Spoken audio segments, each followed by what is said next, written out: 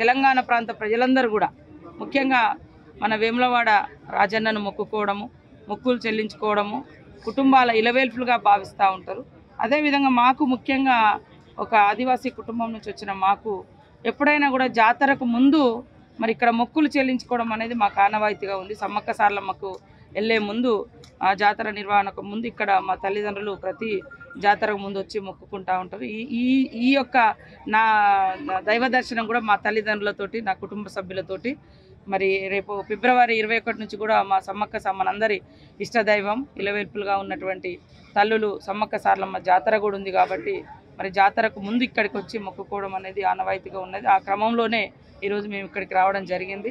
అదేవిధంగా మనము తెలంగాణ ప్రభుత్వం, మన రాష్ట్రము, మన ప్రభుత్వము మన ఏర్పడితే చాలా బ్రహ్మాండంగా రాజరాజేశ్వర ఆలయము అభివృద్ధి చెందుతుంది అనుకున్నాము. కానీ మరి ఇక్కడ నుంచి ప్రాతినిధ్యం వహించినటువంటి గత ముఖ్యమంత్రి గారు కూడా పెద్దగా దృష్టి పెట్టినటువంటి అవకాశం లేదు. ఖచ్చితంగా మాది సీనన్న గారు చాలా రోజుల తర్వాత వారు ఎమ్మెల్యేగా అయినరు. వారు కూడా ప్రత్యేకంగా తపన పడుతున్నారు. నాకు అనేక సార్లు కూడా మా దృష్టికి తీసుకొచ్చారు. తొందరలోనే సీఎం రేవంత్ రెడ్డి గారి ఆధ్వర్యంలో మీటింగ్ ఏర్పాటు చేసి ఈ యొక్క టెంపుల్కి సంబంధించినటువంటి ఈ ప్రాంగణానికి సంబంధించినటువంటి అభివృద్ధి నిధులు, ఎందుకంటే మన పూర్వీకులు ఇచ్చినటువంటి గొప్ప విశ్వాసం కలిగినటువంటి దేవుడు మరి ఇక్కడ ఈ ప్రాంతంలో మనకు ఇటు రాజరాజేశ్వర ఆలయం మనం ఎక్కడెక్కడో పోవడం కాకుండా మన ప్రాంత ప్రజలు, మన తాతలు ముత్తాతలు మొక్కుకుంటూ వచ్చినటువంటి గొప్ప దైవాన్ని మనం భవిష్యత్ తరాలకు కూడా అందించాల్సిన అవసరం ఉంది. ఖచ్చితంగా ఒక్కొక్క ప్రాంతంలో ఒక్కొక్క దేవుడి విశిష్టత ఉంటుంది. కానీ కొంతమంది ఏం చేస్తున్నారంటే ఈ దేవుణ్ణి మొక్కాలి, ఇదే చేయాలి, అట్లాంటిది కాదు కదా. ఇప్పుడు నేను పోతే ములుగు ప్రాంతంలో ప్రతి ఇంట్లో సమ్మక్క సారక్క ఉంటారు. ఇటు మనకి ఇటు వస్తే ప్రతి ఇంట్లో ఉంటారు. రాష్ట్రం అంతా కూడా ఇక్కడ మొక్కుతారు, అటు వచ్చి మొక్కుతారు. కాబట్టి ఈ విధానాన్ని కొంతమంది ధ్వంసం చేసే ప్రయత్నం చేస్తున్నారు. అట్లా కాదు. మన ఇష్ట దైవాలు, మన పూర్వీకులు ఇచ్చినటువంటి దేవులు, వాళ్ళ ఆ యొక్క గొప్పతనాన్ని కూడా మనం కాపాడుకుంటూ ఈ ఆచారాలు సాంప్రదాయాలను కూడా భవిష్యత్ తరాలకు అందించే విధంగా ఈ యొక్క దేవుళ్ళ యొక్క గొప్పతనం విశిష్టత భవిష్యత్ తరాలకు అందే విధంగా కూడా మరి అభివృద్ధి జరగాలి, చరిత్రను నిలపాల్సిన అవసరం ఉంది. తొందరలోనే సీనన్న అధ్యక్షతన సీఎం గారు తొందరలోనే మీటింగ్ ఏర్పాటు చేసి ఈ కార్యక్రమాలన్నీ కూడా సమీక్షించి భవిష్యత్తులో ఇక్కడ కావాల్సినటువంటి అభివృద్ధి కార్యక్రమాలకు కూడా నిధులు ఇవ్వడం జరుగుతుంది. నిన్నటి రోజున ఎమ్మెల్యే కేటీఆర్, సీఎం అంటే మాజీ సీఎం కుమారుడు కేటీఆర్ కరీంనగర్లో మాట్లాడుతూ త్వరలోనే కేసీఆర్ మళ్ళీ ముఖ్యమంత్రి చేస్తామని చెప్పేసి ఆయన బహిరంగంగానే ఒక స్టేట్మెంట్ రిలీజ్ చేశారు. దానిపైన మీ కామెంట్? విధ్వంసపు రాజకీయాలకు వాళ్ళు పాల్పడుతున్నారు. ధ్వంసపు రాజకీయాలు. ప్రజాస్వామికంగా మమ్మల్ని 65 మందిని మా ప్రతిపక్షంతో కలిసి సఫిషియంట్ నెంబర్ ఇచ్చారు అసెంబ్లీకి కావాల్సింది. అంటే ఎంతసేపు కూలుస్తాం అంటే అధికారం లేకుంటే వాళ్ళు ఒక్కరోజు కూడా బతకలేకపోతున్నారు అనడానికి ఇది ఒక నిదర్శనం. అంటే ముఖ్యమంత్రి గారు అధికారం ఉంటే తప్ప బయటికి ప్రజలకు, అంటే గతంలో ఆయన కేసీఆర్ గారు ముఖ్యమంత్రిగా ఉంటే తప్ప బయటికి రాడు అనేది వాళ్ళు గత 9 సంవత్సరాలుగా గడిలలో ఉండి పరిపాలించారు. ఇప్పుడు కూడా అధికారం లేదు కాబట్టి కనీసము అసెంబ్లీకి వచ్చి వారు ఎమ్మెల్యేగా కూడా ప్రమాణం చేయలేకపోతున్నారు. అంటే ప్రజాస్వామ్యాన్ని ఎడిదీసుకుపోతున్నారు. రాష్ట్ర ప్రజలు ఆలోచించాలి. అంటే అక్రమంగా దొడ్డదారులు ఏదో ముఖ్యమంత్రులు అవుతామని ప్రజలు ఇచ్చిన మ్యాండేట్ మాకు.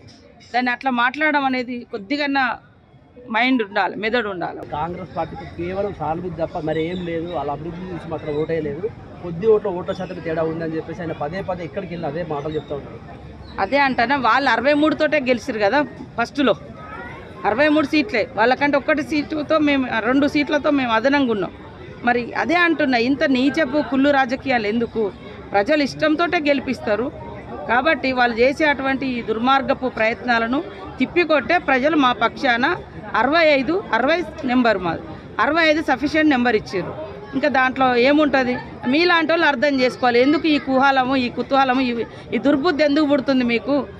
ఈ దేవుళ్ళే వాళ్ళకు పనిష్మెంట్ ఇచ్చారు, ఇంకా ఇస్తారు కూడా. ఇంకోటి, సోషల్ మీడియానే మాకు కీలకంగా పనిచేయాలి. సోషల్ మీడియా ద్వారా కాంగ్రెస్ ప్రభుత్వం బదనం చేయాలని చెప్పేసి ఆయన ఇండైరెక్ట్లో డైరెక్ట్లో ఆయన అఫీషియల్గానే స్టేట్మెంట్ ఇస్తారు. సోషల్ మీడియానే వాడుకుందాం ఎక్కువ శాతం అని చెప్పేసి. అంటే సోషల్ మీడియాలో కూడా ఎవరో ఒకరిద్దరు తప్పుడు కూతలు కూస్తే ప్రజలు అర్థం చేసుకుంటారు. కానీ చేసిన పనిని సోషల్ మీడియాలో పెట్టుకుంటే అది ఫ్యాక్ట్ కనబడుతుంది. నేను లేని మాట అన్నాను అనుకో, నేను అన్నది తప్ప రైట్ అని ప్రజలు ఆలోచిస్తారు. కొద్దిసేపు కన్ఫ్యూజన్ ఉంటారు కావచ్చు, కన్ఫ్యూజ్ చేస్తారు కావచ్చు. జనరల్గా జరిగిన పనిని ప్రజల ముందు పెడితే ప్రజలు అర్థం చేసుకుంటారు.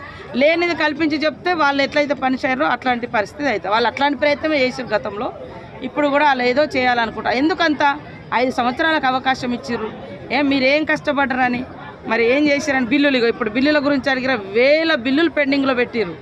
ఎవరికి జీతాలు కూడా ఇవ్వలేదు, బిల్లులు ఇవ్వలేదు.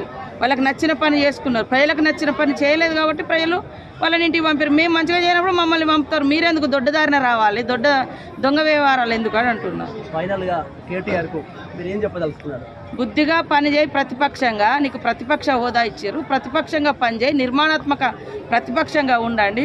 ప్రజలు మీ ప్రతిపక్ష పాత్రను హర్షించినప్పుడు మీకు ఎప్పుడైనా అవకాశం వచ్చినప్పుడు స్ట్రేట్ ఫార్వర్డ్గా ప్రజాస్వామికయుతంగా రావాలి తప్ప దొడ్డిదారిన ప్రభుత్వాలను కూల్చే కుట్రలు మానుకోండి అని చెప్తారు. తప్పకుండా చేస్తాము, ఒక్కొక్కటి చేస్తున్నాము. మేము ప్రభుత్వం వచ్చిన కాంచి ప్రజా సంక్షేమం కోసమే పాటుపడుతున్నాము. ఎక్కడ కూడా మా సొంత కట్టడాల కోసమో, సొంత వెహికల్ల కోసమో, సొంత వాటి కోసం రూపాయి కూడా మా సొంత అవసరాల కోసం ఇష్టానుసారంగా ఖర్చు పెట్టలే. వారు లక్షల కోట్ల అప్పులు తెచ్చి తమకు ఇష్టమున్న కట్టడాలు, ఇష్టమున్న జీవితాన్ని గత ప్రభుత్వం అనుభవించింది. మా సీఎం గారు కూడా అట్లాంటిది లేదు, మేమెవరం కూడా అట్లా చేయడం లేదు. ఉన్నదంతా కూడా ప్రజలకు ఇవ్వడానికే, ప్రజలకు దగ్గరికి రావడానికి. ఒక్క బస్సు, ఉచిత బస్సు పెడితే ఎంత కడుపు మండుతుందో వాళ్ళకి తెలుసు. ఆటో వాళ్ళని రెచ్చగొట్టుడు, ఆటో వాళ్ళకు కూడా చెప్పిన వాళ్ళనేం ఇప్పుడు ఈ గల్లీలలో ఆటోలు తిరగడానికి బస్సు అయితే అడ్డం కాదు కదా. ఇప్పుడు ఇక్కడ నుంచి ఒక హైదరాబాద్ పోవాలి, కరీంనగర్ పోవాలి, వరంగల్ పోవాలంటే ఒక ఉచిత బస్సు అనేది ప్రతి ఇంట్లో ఒక మహిళ ఉంటుంది, పిల్లలు ఉంటారు, ఎక్కడెక్కడ దాన్నే ఓర్వలేకపోతున్నారు. మా ప్రభుత్వము తీసుకున్నటువంటి గుడ్ స్టెప్స్, మంచి నిర్ణయాలు ఏవైతున్నాయో వాటిని సహించలేక రకరకాలుగా మాట్లాడుతున్నారు. కాబట్టి రేపటి ఎంపీ ఎన్నికలలో కూడా వాళ్ళు అక్కడ వచ్చే అవకాశం లేదు, ఎట్లా గవర్నమెంట్ ఇక్కడ కూడా లేదు. కాబట్టి ఏదేదో రకరకాల మాటలు మాట్లాడుతున్నారు. ఒక్కటక్క ఫైనల్గా 10 ఏళ్ళు బీఆర్ఎస్ పార్టీ అధికారంలో ఉంది, రాజన్న ఆలయం ఎంతో వివక్ష గురైంది.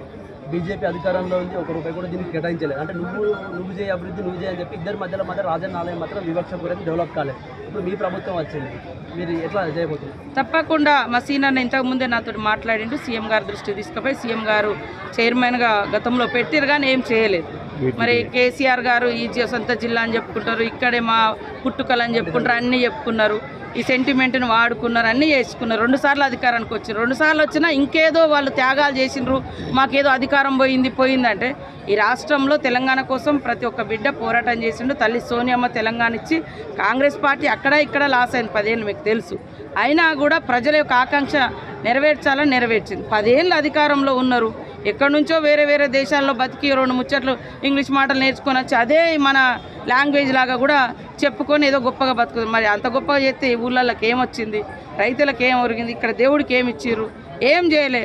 అదే సోషల్ మీడియాను వాళ్ళు చేయని పనులు చేసినట్టుగా అద్భుతంగా ప్రచారం చేసుకున్నారు. అది ఎవరు నమ్మరు, చేసిన పనినే ప్రజలు నమ్ముతారు. సోషల్ మీడియా వేదికగానే వాడుకోవాలంటే నేను చేసిన పనినే నేను చూపిస్తా, కానీ చేయనట్టుగా వాళ్ళు అభూత కల్పనలు చేశారు కాబట్టి ప్రజలు అర్థం చేసుకున్నారు. 10 ఏళ్లలో పక్కకు పంపించారు. మేము ఖచ్చితంగా అభివృద్ధికి కట్టుబడి ఉన్నాం. దేవాలయాల అభివృద్ధికి, మన ప్రాంత దేవుళ్లను, మన ప్రాంత దేవుళ్ళ యొక్క విశిష్టతను, గొప్పతనాన్ని భవిష్యత్ తరాలకు కూడా అందించాల్సిన బాధ్యత ఉంది. బీజేపీ అంటే హిందుత్వంతో ముందుకెళ్తుంది. తెలంగాణలోని దక్షిణ కాశీ అంటారు, అతిపెద్ద పుణ్యక్షేత్రం. ఇక్కడ భక్తులు ఎక్కువ వస్తారు, ప్లస్ ఆదాయం ఎక్కువ ఉంటుంది. బీజేపీ ప్రభుత్వం కూడా ఇక్కడ ఏం చేయలేదు. దాని మీద ప్రభుత్వానికి ఏం చెప్పారు? ఖచ్చితంగా అదే అంటున్నా, ఒక్కొక్క ప్రాంతంలో ఒక్కొక్క దేవుడు యొక్క గొప్పతనం ఇవన్నీ స్మార్ట్ చేసి ఒక్క దేవుడు కానే, ఒక ప్రాంతం కానే అని వాళ్ళు ఒక దిక్కు పోతున్నారు. మేము ఎక్కడైతే ఆ ప్రాంత ప్రజల యొక్క విశ్వాసం, నమ్మకం ఉంటుందో ఆ యొక్క గొప్పతనాన్ని కాపాడుకుంటూ భవిష్యత్ తరాలకు అందియాలి. ఏ ప్రాంతంలో ఇప్పుడు నాకు ఇష్టదైవం సమ్మక్క సారలమ్మ, తర్వాత మా తల్లిదండ్రులు ఇక్కడికి వచ్చిన తర్వాత అడిగి పోతూ ఉంటాం, అంటే ఈ 2 దేవుళ్ళతో ఉంటుంది. ఇంకా మరి ఇంకొక అడిగి పోయి ఇప్పుడు మనకు కూడా మొదటి నుంచి కూడా రాముడు, సీత, లక్ష్మణుడు మనము భద్రాచలంలో కొలువుదీరు. అసలు తలంబ్రాలు అనేది వాళ్ళ కళ్యాణం రోజు మనం చేస్తాం. ఎటు పోతున్నారు అనేది మీరు అర్థం చేసుకోండి. నేను ఇక దాని గురించి మాట్లాడలేను.